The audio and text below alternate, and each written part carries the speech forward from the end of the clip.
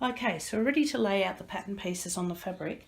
I have the fabric washed and ironed. It's important to wash the fabric first because cotton will shrink, and if you pre-shrink it before you sew it up, there's less likely that it's going to shrink after you've made up, which means that you won't have the problem of having a t-shirt that's too small for you.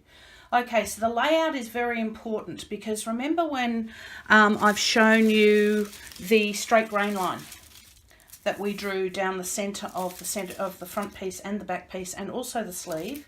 Well, that straight grain line now becomes very important because we have to, that indicates to us what direction we lay the pattern piece out on the fabric. Okay, it's important because fabric is knitted or woven in a particular way. So what we do with this is we need to make sure that this straight grain line actually lays parallel to what's called the selvage, which is the finished edge of the fabric. And you can identify it because it's usually at the end, either end of the roll. At the other end of this piece of fabric is another edge that looks exactly like this. Okay. It's important that your straight grain line is parallel to that selvage. So the way we do this is we use tape measure and pins. You lay your fabric down as straight as you can on the table, as flat as you can with nothing else around it to get in the way. What we want to do is try and conserve as much fabric as possible. So you don't lay your pattern piece out in the middle of the fabric like that because you will waste all of the surrounding fabric. What we want to do is lay it down in a corner to start with. We want to eyeball it. Eyeballing means that this straight grain line to us looks parallel. Parallel means like train tracks, the lines will never meet. Okay, they're an equal distance. It's an equal distance the whole way along. Okay, so you lay it down. You take your tape measure. What I find easiest so that the pattern piece doesn't move, because if there's the slightest breeze, tissue paper moves all over the place. I eyeball it so it looks pretty parallel. I put a pin down through the paper and through the fabric and up again at one end of the straight grain line. And I take my tape measure and I measure from that line to the edge of the selvage. And in this case, it measures 23 centimeters. It could be anything depending on whereabouts your straight grain line is positioned on your pattern piece. So I have to remember that number now, 23, and I go to the other end of the straight grain line. And then I need to make sure that the other end is also measuring 23 centimeters from the selvage.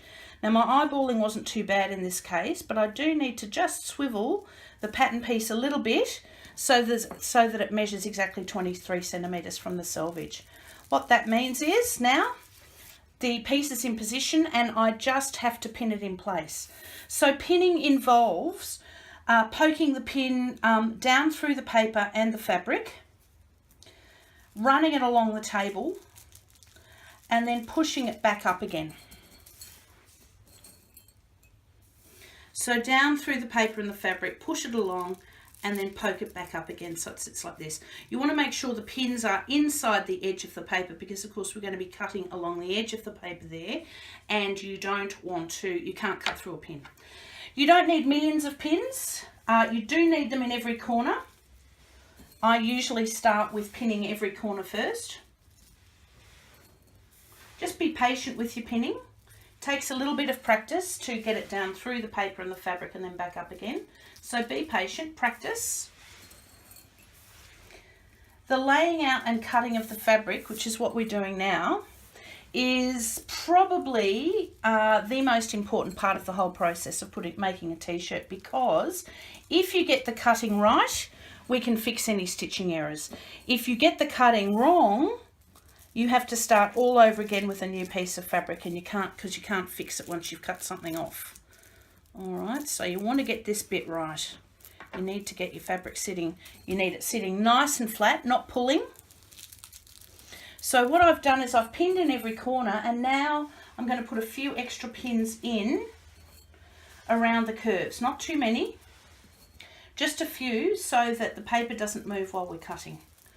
Okay, so just another one here, here, and here. Okay, and that piece is laid out ready to cut. Okay, don't cut out your pattern pieces in the fabric until you've laid all of your pattern pieces onto the fabric, because if you start cutting one at a time, what can happen is your selvage will disappear, so you won't actually be able to measure your straight grain line to your selvage. Now on the back piece, I'll just draw the arrows so that we know, we recognise that as the straight grain line. Once again, I'm going to lay it down and eyeball it as close, and I'm going to lay it as close to this first pattern piece as possible, once again, so I'm not wasting very much fabric at all. So I'm going to eyeball it and check with my eyes that this is reasonably parallel to my selvage, which is still all the way over here. When I think that is sort of in the right position, I'm going to put, once again, the pin in the top end of the straight grain line. I'm going to take my tape measure and I am going to, once again, measure all the way back to the selvage, which is further this time, obviously, because the pattern piece is sitting further away. And in this case, that measurement is 66.7.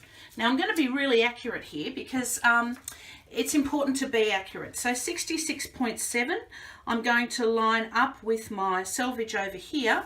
And I can see that I need to swivel my pattern piece a little so that the measurement is exactly the same as the other end. And then I place my pins into the fabric. It's in position and it's time to start to finish pinning the whole way around.